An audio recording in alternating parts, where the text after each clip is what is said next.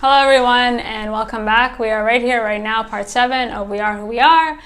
And it is indeed a thin line between love and hate, right? So we get that starting footage of all these kind of lamb to the slaughter. And the question this episode seeks to ask is, who's going to pay for this, right? Like, somebody has to pay for what happened to Craig and the troops. And more so than that, where do people's loyalties lie, right? So Sarah and her family have come in, and despite having been here for many months, they still feel very new. Like, they still feel like they haven't fully integrated. They're still on the outside looking in. And sadly for Sarah, her kind of decision to sort of send the troops out in order to kind of gain power in this community, or just kind of assert her authority, kind of backfires, right? And now she's kind of scrambling. And watching people's reactions to grief is really interesting, because does that make you a stronger person? Is it self-preservation that kicks in? Do you start worrying about yourself more than anybody else? Or do you throw people under the bus, or does it kind of unravel you, right? Like, it totally unravels Richard. And there's a clear line in the sand drawn.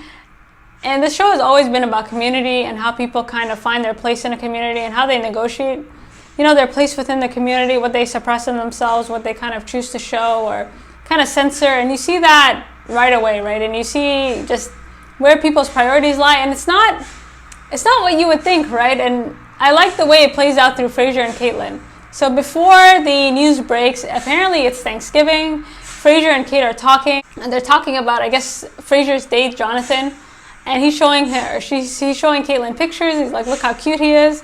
And meanwhile, Caitlin is trying to, get this thing set up. And for Caitlin, she's always said, like, she is the same person. So although she feels alienated from her body, everything else is the same. Like, she has the same values as her father. Like, the community is very important. Nothing has changed, right? And I think Fraser assumes a lot about Caitlin based on how she's feeling about her body, and he kind of extends that to all these values, and they don't share the same values, right? Like, they don't really have the same outlook in life. For Fraser, like, Thanksgiving is nothing. Like, this is not important to him. Like, he has a different sense of community. And the thing about community is that, like, after this episode, it's clear that family is the most important thing. And it's really interesting how we create family, or how we see family, right? Because Fraser, like his mom, like, they've never fully fit in. And if you look at Fraser, he's never really tried to fit in, right? Like, the only person he's kind of accepted is Caitlin. Like, he selected Caitlin. That's what it looks like. Everybody else is just kind of background noise. For Caitlin, like, yes, she's accepted Fraser as her friend, but at the same time, it's a two-way street, right? Like, all these other people are still important to her. So maybe she's not talking to Sam or Brittany or anybody else, but these people are still very important to her, whereas Fraser, they're nobodies. There's nobody outside of us. And they're having this conversation about Sarah and about this doctor that Caitlin is supposed to go see to talk about, like, her body and what's kind of going on. And Fraser kind of makes an interesting point. He says, what does my mom have to do with us, right? Like, only we have anything to do with us. And there you have it. His world is really narrow, whereas hers, she takes everything into consideration, right? Like, she knows what's going on in the community. She looks around. Even before this news breaks, she can kind of sense that something is wrong, right? Like, she's looking around and she knows that something's not 100%. And meanwhile, Fraser's still thinking about Jonathon. He doesn't care what's going on. For him, it is what it is. And although Fraser hasn't really tried with them, like, they don't really want him in their community either, right? Like, although it's a two-way street to kind of accept one another, it's also a two-way street to kind of forget about one another, right? And watching how their priorities kind of differ, I really enjoyed, like, the complexity of Kate's character, because she's not one-dimensional, right? Like, she's still, like, a lot of assumptions have been made about her through Fraser. Like, he thinks this of that. This is not what I had in mind for you, and all these things. And she's like, I exist outside your mind. I exist outside, like, whatever it is you want to think of me as. And clearly that's the case, right? So they get the news that Craig is dead at this assembly, and this just kicks off all kinds of craziness, right? So they get to the assembly, they find out, Danny's rage kicks in, and the way they're all in tune, right? So Caitlin is looking at Brittany. She can sense something is wrong. Danny's looking at Brittany and Kate, and they're so in sync, right? Like, they kind of know what's going on. Fraser has no idea what's going on. The only person he's in sync with is Caitlin, and this just sets everything off. And I think the biggest indicator of the assumptions that they've made about one another, especially the assumptions that Fraser continues to make about Caitlin, is really exacerbated or illuminated in this classroom scene. So they get to class and they're talking about like how their feelings and what they should do. Like, should they burn the people who had done this? But what, you invaded their country? And they're going back and forth. And then Fraser kind of says, soldiers' bodies are filled with rocks because this is just, if they're too mangled and you can't really identify them, they just kind of put rocks in them and have a funeral. And this is something that Jonathon had told him. He kind of explained, like, taking him on this date to this like mass gravesite that so many men had died out there that they couldn't really separate their bodies, so they kind of put them in this mass grave, and there's nothing else they could do and put rocks in their coffins as like kind of funerals. So watching him, like, he's still thinking about his date with Jonathon, right? Like, he's not even thinking about anything that's going on. Everybody's crying, everybody's devastated. Caitlin is kind of pissed, and she's like, what the hell is going on, right? Like, what is going on with you? And she kind of confronts him. She's like, what is your problem, dude? Like, what is your issue? And Fraser, I think, he has no connection to these people, right? And despite having been here for months, like, it still feels like he got here yesterday. And he makes this kind of insensitive statement and says, well, he was a soldier, right? Like, what do you want? Like, everything for him is objective. There's a reason, but he doesn't have that connection. And for Kate, like, this is not just anybody. This is her brother. This is somebody this is her community. And this is why she's very reluctant to just kind of come out to her parents and kind of have these conversations, because this is her priority, right? Like, she doesn't want to lose all these people. She doesn't want to lose, like, these connections that she's built, and she still feels very strongly about everybody. And for Fraser to kind of sit there and be like, he was a soldier, and she slaps him. I love how their teacher was in the background, like, just looking like honestly, Fraser deserves to get slapped, because he says things sometimes that are just so insensitive, and I'm just, he needed a good slap, right? And Caitlin really, like, she's grieving, and everybody's trying to comfort each other, but Fraser just, like, he has a different way of grieving, and maybe that's what it is, right? Like, maybe he just comes off, but the reasons he's grieving are different than from what Kate is feeling, right? I mean, all this to say, watching these episodes up until now, everybody's been kind of fractured. Everybody's been kind of doing their own thing. Nobody talks to each other, and everybody's like escapism, right? Like, for people who live so close to one another, like, nobody talks to each other, or they go out of their way to avoid each other, right? And this conversation with Maggie and Jenny shows that, kind of like, why won't somebody think of the children? And you guys correct me if I'm wrong, but I've never seen Jenny talk to Kate this whole time. Like, I don't know, they live in the same house, but they do not talk to each other. The only time we saw Jenny talk to Danny was like momentarily, and it was an argument. But it seems like the rest of everybody's time is spent kind of paired off and alone. And this conversation between Maggie and Jenny pretty much confirms what we suspect, right? Like, won't somebody think of the children? Like, why is everybody in this community so fractured, right? Like, you all do the same job. You're supposed to have the same value, like, when you kind of look at everybody, but they couldn't be more different, right? And listening to these two talk, like, Jenny kind of brings up the fact that Craig used to come over, and, had only they been paying attention, they kind of know what to do. And what I got out of this conversation is how nobody knows how to react, and nobody knows how to approach each other. Like, everybody's too scared to talk to one another. So it's already bad enough that this had happened, but how do you cope with grief, and how do you help other people cope with grief? And that's the whole point of Jenny's conversation with Maggie. Like, I can't even talk to my son or daughter because I don't know what the hell's going on with them. Like, I'm kind of scared of my own kids. That's kind of what I got out of it. And Maggie's like, that doesn't make sense. He was a soldier, like basically what Fraser said. And you guys let me know, but everything about Maggie this episode was like F-boyish. Like, I wasn't having it. She's like, well, I hope that you had hoped as I did. And I don't know, maybe she was in love with Jenny. Like, again, this could have gone on for many months. Like, we don't know what the situation is. But as the episode goes on, you realize that Maggie's a cheater. And it's suggested that she's cheated a lot before, which kind of makes the whole thing even more F-boyish. It seems like she took this opportunity to break up with Jenny and kind of distance herself, right? Like, just, this seems to be her defense mechanism. And the way she talked to Jenny, like, Jenny's really kind of like, she kind of came at her sideways with the whole, like, if you had children, you'd understand, which I get, because it's just really weird because Maggie is actually a mother, but she's not treated as a mother.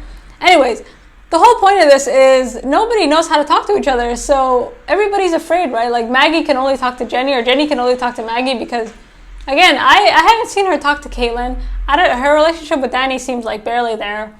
Richard, she doesn't even want to touch. And so, what do you do? Like, what's the alternative? And they're setting up this memorial, and all hell kind of breaks loose at this memorial. And so we get to this memorial, and Sarah makes an interesting kind of like speech, basically saying, who pays for our tranquility? Well, who else but our soldiers? Again, kind of alluding to somebody has to pay for this. I don't know who it's going to be, but it ain't going to be me. Like, Sarah's not about to fall on our sword for any of these people. And a line has been drawn in the sand, right? Like, watching everybody in the room, they couldn't be more disconnected. Valentina's sitting down. You know, she'd been making out with Danny, like something, like they are kind of grieving together. Danny doesn't really salute or put his hand on his chest because, like, his friend just died and he feels like it was for nothing. And yeah, like, everybody's just kind of disoriented. People are talking back. Sarah can't even get a word in without Richard kind of chiming in. And again, this is really a dagger to the heart for Sarah. Like, I think Sarah, after this episode, came off a lot more compassionate for me because I think she really did care. And this was a move made, again, to kind of assert her authority, but it went wrong, right? Like, she couldn't have known all this would have happened. And now she seems even more insensitive and even less approachable. And although that's her job, right? Like, she was brought there as a third party, but I don't think she likes this alienation or this kind of like being on the outside looking in while everybody else is kind of together and connecting and doing all this stuff. But, you know, again, somebody has to pay for this, and there's all these microaggressions, and Sarah, unfortunately, like, self-preservation is key. And there's all these little things that happen in this memorial that I'm like, oh God, you know, like, a side note from Richard, but there's just, again, it's like, how do you react to grief? Do you worry about yourself more? Do you unravel? Does it make you who you really want to be? Like, does it accelerate that process? So for Richard, it unraveled him. For Kate, it motivated her, it seemed. And for Sarah, it's self-preservation, right? And I think the most ballsy thing she did is go up to Kate. And again, they were supposed to go over to this doctor, like she's supposed to bring her there. And again, Richard doesn't know about any of this, like she's kind of doing this on the DL. And she goes over to Kate and she kind of takes off her hoodie and touches her head. And when she did that, I was like, you guys let me know. I thought that was on purpose, just to kind of like piss off Richard. And it pissed him off, right? Like, he gets up, he already thinks these people are horrible influence. He doesn't like anything they've done to his daughter. He doesn't really get that this is all her kind of doing and her choice. He still kind of blames Sarah and Fraser for kind of having this influence on them. But whatever the case, like, her little microaggression worked, and he's just triggered, right? Like, for him, he loved these troops.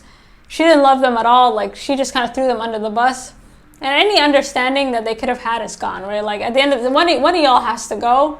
And unfortunately for Richard, Sarah's in a position to kick him out. And after this memorial, people go their separate ways. Like, people are just trying to help each other, right? They're trying to group each other or find different ways to approach each other. And sadly for Sarah, Richard, and Maggie, they're on the outside, right? Like, nobody cares about kind of consoling them or having them. And it's interesting because you would think something like this would actually bring everybody together, but it only brought certain people together. Like, this community has been very well established from the beginning, and they have not accepted Sarah and her family at all. And that's clear when, like, there's so many little parts where this is clear, right? And I think the biggest indication was when Kate kind of pulled away from Sarah. And when she's watching her dad, she just kind of pulls away, and she, like, her loyalty is with her father and her friends. Like, it's not with Fraser and Sarah. Like, as much as she appreciates their help, that's just not what, she's not about to, like, you know, be consoled by Sarah while her dad is kind of unraveling, right? Like, at the end of the day, she's loyal to her dad. And that's just that on that, right? Like, they leave, and there's just this rude comment made about Fraser, like, he was never one of us. And again, Fraser's just like, what do they have to do with us? Like, why can't we just stick together? Why are we going with them? And for him, he's a them, right? So he sees them as useless as they see him. And they just don't understand each other. He's never tried to fit in, and they haven't really tried to accept him. So, and it seems like there's no love loss. But again, Caitlin's priority is with her friends at the moment and trying to console them. And Craig is somebody that she really loved and had, like, a connection to. And as much as she loves Fraser, like, the community is more important right now, and Fraser sadly has been denied entry to that community. And I really felt for Fraser this episode, because I think for Fraser, he really, I don't know if it's because of his mom or what it is, but he has a hard time. Like, Caitlin is somebody who's always fit in. She's never had a problem fitting into places. She's never had a problem making friends. And even despite the changes on the outside, like, she's still cool with everybody, right? Like, she's somebody who, it doesn't matter where she goes, she will always have friends. Fraser is not the same, right? That's why he attaches to Caitlin so hard, because for him, making friends is very difficult. And he doesn't find those connections or that ease as smoothly, right? Like for him, he's socially awkward. And I really felt bad for him being alone, right? Like this is a time where he really kind of, even though he doesn't show it, I think would have liked to be part of the community. And you see him trying to distract himself, like he goes to the theaters. Manchester by the Sea is playing, like some time has passed at this point. Of course, the theaters are closed because of this mourning period and this moment of silence. So he doesn't know what to do, right? Like he's kind of just stranded by himself, and he's sad, and he really wants his best friend, right? Like he really, I think for him, he just feels devastated because it just felt like he was left out. You know what I mean? Like I don't like how Fraser responds to things sometimes, but I felt for him, like being alone, because I think, again, he doesn't know how to ask for help sometimes, whereas Caitlin is like, what's the big deal? Like, you're overthinking things. And Fraser is somebody who gravely overthinks things. And for Fraser, you know what I mean? Like, life is easier when you realize nobody's thinking about you. And he gets into this headspace, right? Like, he's very territorial over, like, who he spends his time with. And and it's hard to know if he doesn't try to be part of the community because he doesn't like them, or because he just feels awkward, right? Like he just feels like, you know, they think he's weird, or he just has an interesting way of interpreting how people see him. And it could be, you know, maybe it's as far from the truth. So he's alone, and where does he go? Jonathon's house. And this scene, along with Danny's, gave me the most anxiety. I was like, oh, please don't go to Jonathon's house. And again, I have had, like, they've been walking a fine line, and he opens the door and he's with his girlfriend, thank God. And, you know, I've given Jonathon some leeway because of the culture, because men in, again, different cultures, like, they just kind of, they're more touchy-feely. And again, Jonathon he has to walk a fine line because Sarah is his boss, right? And this is a grieving period. At the end of the day, if he pisses off Fraser, he could be next. Like, he's on his way out along with Richard. So I think he's kind of conscious of that. And this whole scene was so awkward, right? Like, he comes in, he's like, yeah, I finished the book. And, oof. You know, I think we've all had those moments where we text a crush, or we go over to somebody's house, or, you know, you just kind of initiate conversation. It's coming from a good place, but at the end you're like, why did I initiate this date? Why couldn't I have waited? Like, you need to give people time to miss you, right? But I don't know if you've ever been in a position where you want to see somebody so badly, and maybe you had a date the night before and you're like, okay, I want to see you again tomorrow, but you know, like, you damn well you should wait a week or two, or you really shouldn't see people more than once a week, especially if you like them, especially if they're your crush. But anyways, like, he just knocked on his door, and you could tell the minute he walked in, or the minute he saw the girlfriend, he's like, why did I come here again? Like, why? Like, you could tell he was regretting it. And I felt for him. So he goes in, and they give him wine instead of water because he's an alcoholic. And this dance scene, like, I don't like Jonathon's girlfriend. I think she's kind of a creep, to be honest, but that could have gone so many different ways. And Jonathon kind of, in the end, like, does the right thing. And it looked like he was trying to console him, even though, like, as soon as the shirts came off, I was like, oof. And the thing about Fraser is, at the end of the day, he acts like he's so mature, but at the end of the day, he's just an uncomfortable kid, right? Like, that's what I got from that scene. He's just a really uncomfortable kid, and he was trying to find purpose and, like, meaning, and, you know, trying to act like, you know, I can handle this, but he can't, right? He's just a kid at the end of the day. And this whole, like, kind of sequence, and, you know, it's a little embarrassing, right? Because he kind of hugs Jonathon, and Jonathon's just kind of, like, hugging him like a brother, like, it's okay. And it's embarrassing, right? Like, he came over, he kind of initiated contact, and for those of you watching, like, don't ever go to your crush's house uninvited. Like, this, it will never go well. And I really felt bad watching him cry outside, right? Like, it's raining, he's crying, he's feeling kind of really sad because he feels embarrassed, right? Like, he feels like he has nobody, and he doesn't know how to let it out. Like, he was looking for a distraction, and he's hoping Jonathon could have just kind of hung out with him, or he would be that distraction. But sadly, that was not the case, right? Like, he was not the distraction that he was hoping for. And it's just embarrassing. He feels embarrassed, and he goes home, and he changes, and he chugs this bottle. And he's already an alcoholic. Like, he kind of drinks to get drunk. And he kind of just drinks himself into submission, right? Like, he tries not to throw up. And I felt bad for him. He was lonely. Nobody knows, like, there's no oversight with Fraser, right? Like, his parents, Sarah doesn't seem to, like, her priority is her job, but it seems like her job has always been her priority, and he's left to kind of deal with things as they come, pretty much. And Fraser, for me, like, the way he started at the start of this episode towards the end, and how my feelings changed about him, I really felt bad for him. And again, I think he's just an uncomfortable kid at the end of the day, and he acts like he has all the answers, but he doesn't, right? He really doesn't. And being abandoned by, his friends, it's one thing, even if you don't like a group of people, when you kind of get straight up abandoned like that, and then on top of that, your crush basically just kind of humored you for a period of time. I mean, everything that could go wrong, kind of goes wrong. And finally, Sarah comes home, and they're kind of looking at him, and he kind of uses the rug as like, as a blanket, and he's like, you send people to their deaths, Colonel, like, screw you, Mom. And he cares about his mother, but at the same time, she's an obstacle for him, because at the end of the day, like, she's responsible for, the good and bad that happens in this community, and because they live there, he kind of gets the brunt of it. And Maggie, you guys tell me what you thought about this conversation, because she basically says that Dad was a mechanic. And I think she was making it up. Like, I think she just kind of told him something to tell him something. Because Fraser doesn't know who his father is. Sarah refuses to say anything about it. Maggie, I think she made it up. Like, I don't think he was a mechanic. I think she just said something to console him. And then he hugs her, which, again, Maggie is interesting because the whole dynamic is weird, because as a family, they feel new. And in the relationship, like, Maggie has been there since Fraser was a child, and yet she doesn't get any credit for it. And people are like, well, you would know if you had children, but she does have a child. That's her child. And he kind of hugs her to kind of smite Sarah. But the whole kind of loneliness of Fraser, the fact that it seems like he's always there for people, but nobody was there for him in this moment, right? Like, people just assume he's all right.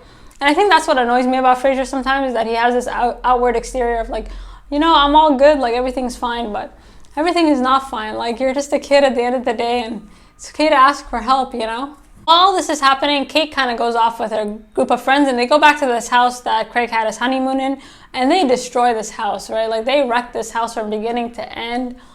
And there's so much anger and frustration, specifically with Danny, right? Like, Danny had been contemplating suicide at the start, and Craig is somebody who had always kind of brought him down. Specifically, had always told him, like, you're not a savage, right? Like, you're not this monster. Like, you need to really stop trying to manifest, like, all these things that whatever people might think of you is not true. The only thing that matters is what you think of you. And Danny's really struggling, right? Like, he wants to go over the edge, but he doesn't. Thank God he doesn't. But you can see him, like, he wants to explode, but he's thinking about Craig. And, God is very important to Danny, right? Like, they get to this house, they're all drinking, they're all kind of smoking, they're all doing all this stuff. And meanwhile, like, where is God, right? Like, God is not in this room. And watching them kind of come together, and for better or worse, I mean, it kind of goes to show, right? They see each other at their worst, they've seen each other at their best. And watching Danny kind of confront Valentina, and, like, everybody confront Danny, and just the dynamic between everybody, right? Like, it seems like they haven't actually been friends or together for a very long time. Like, since that party, this is probably the first time they've all been together, like, in a room. And sadly, it's not on good terms. And I think my favorite part of this little house party is when Kate and Danny kind of hug, and she kind of talks him down, like, hey, like, I got you, it's fine. And she's really there for him, right? Like, everybody's really there for him, because he kind of goes on this paranoia trip, right? Like, he's imagining Craig there, but they're all kind of there to check each other and kind of confront each other, and really kind of keep each other from going off the edge. And I really enjoyed it, because, first of all, the way the scene was shot with the rain, specifically when Danny and Valentina were standing outside, was just, like, stunning. The drive there was stunning. Like, the way this episode looked was really stunning. But all this to say, there's this whole thing about, like, what bubbles beneath it will, like, rise to the surface, and thankfully it never fully rises, right? Like, it kind of gets simmered down, and the way it gets simmered down is people kind of reconnecting with each other and really kind of taking care of each other, right? And I think that's why I felt bad for Fraser, because nobody was taking care of him. They destroy this house, everything is messed up, and finally, like, Kate calls Fraser, out of all people. She calls him, and then Sarah and everybody kind of come and pick them up. And I have to assume everybody else kind of ran off. But the fact that Kate and Danny, Kate called Fraser, I think is really interesting, because she doesn't call her mom, right? She doesn't call Richard, because she feels most comfortable with them in a bad situation, but shows you how fractured her family is, right? Like, she would never call her mom. And Richard, like, he's like, where's Kate, right? Like, he's kind of passed out, wondering where she is, but she can't really call him because she knows he's grieving. And they pick him up, and watching like Kate and Fraser, especially like how other people see Kate and Fraser, is really interesting, because Sam kind of makes the point of saying, you know, Craig thought you guys were soulmates. Craig thought you guys were just like two peas in a pod. And Craig is like he's kind of like an 8-ball, right? Like, he kind of predicts the future quite well. But I don't think that's something Kate has thought about. Anyway, so they go home, and it's embarrassing, right? I think the best part was when Jenny was like, get in the house, you know, like that African mom, like, get your ass in the house. This is so embarrassing. You know, Danny's drunk. Caitlin is just like, you know, like a mess. And this conversation between Jenny and Sarah is so awkward, right? Because Sarah knows that she's having an affair with her wife. And she's like, we have to strengthen our families. And Jenny's like, well, he loved the troops, unlike you. Basically, there's all this shade being thrown. And I think in that moment, Sarah decided, I need to get you guys the F out of here. But this tension between the two families, this kind of, especially between, again, like, they go out of their ways to avoid each other. They're literally next door neighbors.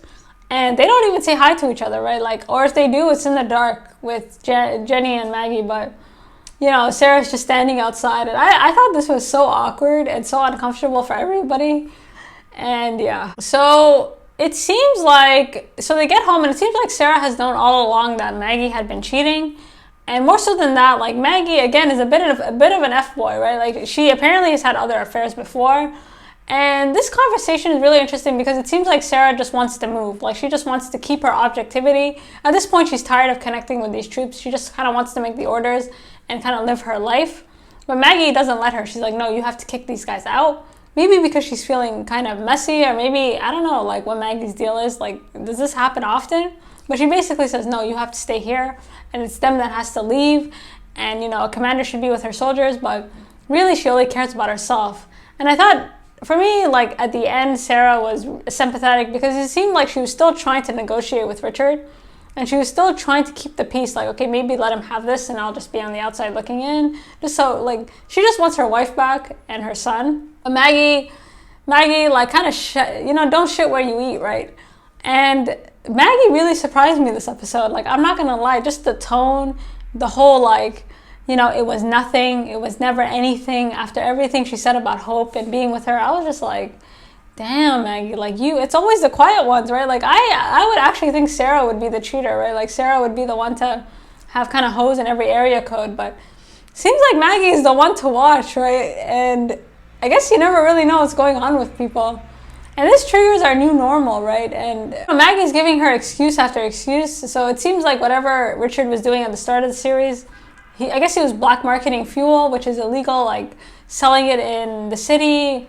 And there's just a lot going on this base that people kind of let slide. And again, Sarah doesn't really care about that. She just kind of cares about her job and moving up. But yeah, Maggie's a shady one. So with that, like, that kind of seals Kate and Fraser's friendship forever, right? Like, the door has been closed. They're talking to each other on a screen, triggering the new normal. Because I guess that's what their life is going to be like now, right? Because if Richard gets kicked out, it means Caitlin has to go back to the U.S. or wherever it is they're going to be stationed. But they will be talking on a screen from now on, and they're kind of looking at each other, knowing their days are numbered, that it's kind of over, and they're just exhausted, right? Like, they're tired, they missed each other. They don't know how to communicate with one another anymore, or they're just tired, right? Like, and I think for me, watching this episode, especially going into the finale, what I got out of it is new beginnings, right? For better or worse, right? Like, the only thing certain in life is change, and it's kind of how you react to that change. And the episode couldn't have ended more amazingly, in my opinion. So we get Danny. And at first I thought Danny was going to, like, torch the place. Like, I don't know if you guys thought that. I thought he had fuel or something and he was going to light the place up. Because he's been really angry, right? Like, he's been kind of on a thin line between love and hate. And he goes into the basement and there's a picture of Kate and Sarah. Or there's a picture of Richard and Caitlin, and they're boxing and, you know, they're best friends. And he's not in any of the pictures. He doesn't have that relationship with Richard. And I thought he was going to light that place up. I didn't know what he was going to do.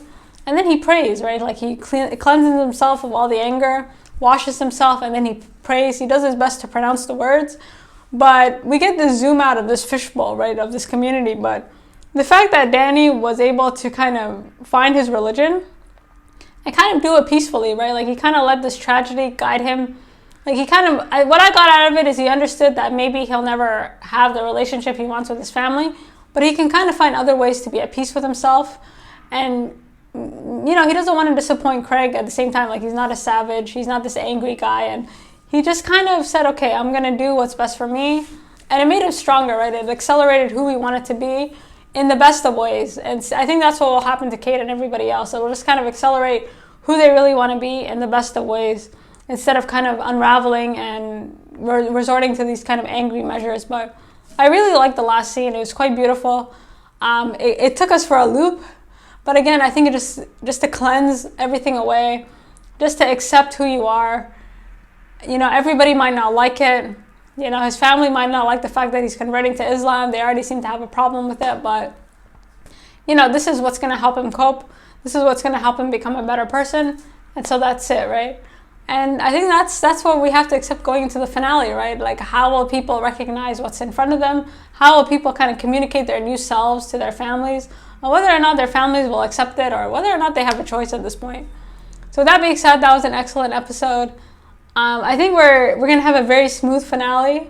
I think you will all love the finale. I've seen it. It's beautiful. I think the series is quite beautiful in terms of just, you know, we think about labels and people, you know, we're always forced to explain ourselves, our decisions, but sometimes we just have to, like, let our actions kind of attract who we want and kind of let things be, right? Like, we get so hyper-focused on labeling things and explaining things that we kind of forget to live and kind of connect with how we feel and things like this. But I really like how people react to each other, communicate with each other, you know, respond, and again, how important community is, right? Like, you don't live in isolation, you don't live by yourself, you live with people, and you got to learn to live with people, and people alternatively have to learn to live with you, for better or for worse. And with that being said, thank you for stopping by. Let me know what you think, and until next week.